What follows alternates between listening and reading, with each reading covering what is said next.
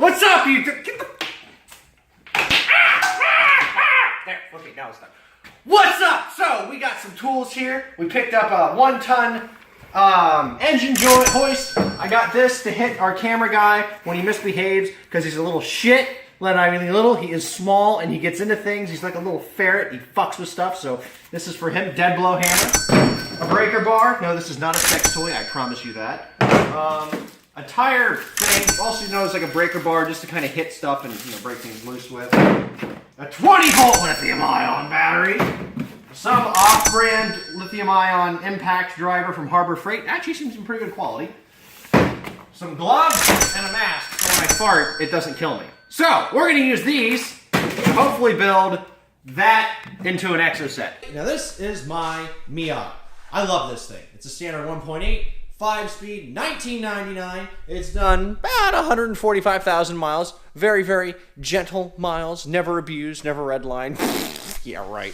And it's a good car, though. It's not the most pleasing to look at. The paint's in great shape. The body's in great shape. There's very little rust. Mechanically, we just did a timing belt, water pump, and valve cover gasket, so it doesn't leak, doesn't really consume a whole lot of oil, and it's going to be a really, really good platform to build our Exocet off of. I do apologize for the camera shaking. I'm trying to learn to not shake the camera like a moron. It's not going very well. Just bear with me. We're going to take this thing, and we're going to strip it down. We're going to pop the body off, pop off all the panels, windows, doors, hood, roof, and then we're going to pull all the guts out of the inside.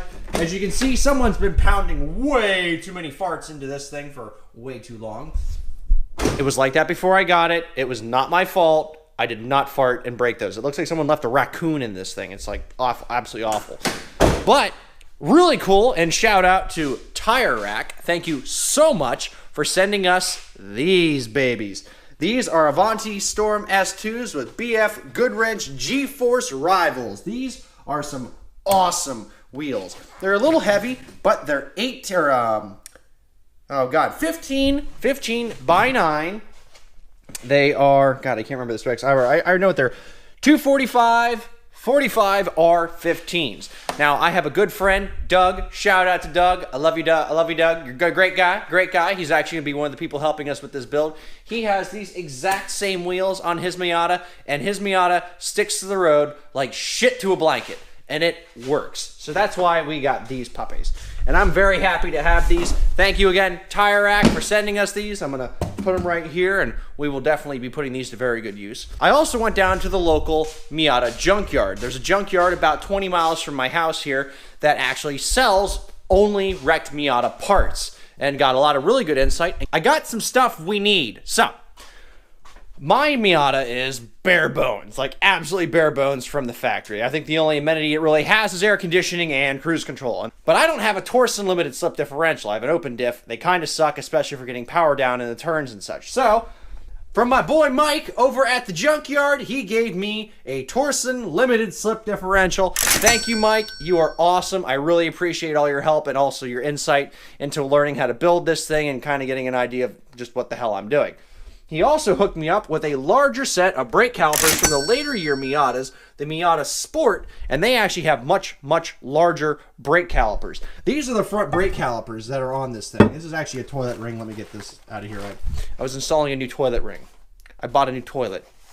Don't judge me. I killed the last one. Anyway, these rotors are a lot bigger, and these are going to allow for some serious stopping power. Oh, look, another toilet ring. God, I got a lot of those apparently. These rotors are not what we're obviously going to be using. I have an order out for a pair of really good brand new ones. They won't rust. They're going to look awesome, and they're going to stop and tear your face off when you hit the brakes, and that's what we want. So yeah, we're acquiring a lot of parts here. I've got some other engine parts and clutches and stuff. We're going to install a new clutch. We are planning on doing a turbo kit. Flying Miata all the way. If we can get roughly 500 horsepower per ton, I will be happy. Which means we need to put about 300 to the wheels. If we can get 300 to the wheels, maybe around 270 is actually probably more of a reasonable option. I think we'll do really, really well. Now, obviously, when we pull the car apart, we're going to have the roller skate or the suspension. Now, we have to pull the suspension apart. We're going to send it away to get media coated or media blasted and powder coated, and we're just going to get nice jet black because jet black is good and it looks nice, and it's also kind of easy to cover up if like it does get scratched or pitted or whatever. So that will work for us. Now the chassis is going to get delivered to us, and it's actually not going to be powder coated. I had to decide whether I wanted to get it powder coated or not, and I decided no, mainly because it's got to go from Georgia to here in Pennsylvania. It's a good 650 miles, and they have to wrap the chassis up so that it doesn't get damaged. And I'm kind of thinking it's probably going to get beat up a little bit. So it's a couple $100 cheaper to get it sent without the powder coating, because then they don't have to just wrap it and bubble wrap and all that other crap. So that's cheaper. And then we can install a whole bunch of riv nuts and all these special attachments for bolting stuff on, and then we can take it off, send it away to be media blasted, powder coated, we get it back, and then we don't have to drill any more holes or scratch it up or beat it up at all, and that's the way we really should do it. I don't want to cut any corners with building this. Obviously, this is going to be a very expensive build on my budget, but I've wanted to build this for so long, and the fact that it's coming to fruition now it almost seems like it's still never going to happen. Like when going through college, when you first start college, you're like, oh my God, I'm going to be here forever. And then 10 years later, you're like, oh my God, it was over so fast. So at least that's the case for me. But we've got a lot of stuff going on here. Other than that, if you can see around our shop here, it's fairly bland. We got the tires. I got some stuff over there. I got the fridge. I got my baby picture. This is a baby picture my grandpa gave me when I was like 4 years old. I was convinced that was my baby picture. I love that. So if you like the picture, give it a like, comment on it. I love that picture though. That is like so special to me. Some people say it's politically incorrect, but my grandfather killed Nazis for a living. He was as politically correct as he gets, so I think he gets a free pass. Anyway, I'm actually 3D printing the Sunshot from Destiny 2 beta, even though I know the beta was horse shit. The guns are pretty cool, so I'm going to be 3D printing that and putting that up pretty soon. But yeah, guys, I'm really excited. We're going to turn this Miata into one badass Exocet. Also, we're getting Skunk 2 coilovers, so those are going to make this thing fast as hell in the corners, and that's going to make it just so fucking cool. I love it. So until next time, I'm Bert from Pixel Armory. Thank you for joining me for my first building vlog, kind of going into the whole build. When the actual show comes out, we're actually going to do this like a regular TV show. We're going to do an episode once a week. It's going to be about 25 to 30 minutes. It's going to be kind of hard to do a video that long. It's going to take forever to render, but I'm sure I'll figure it out.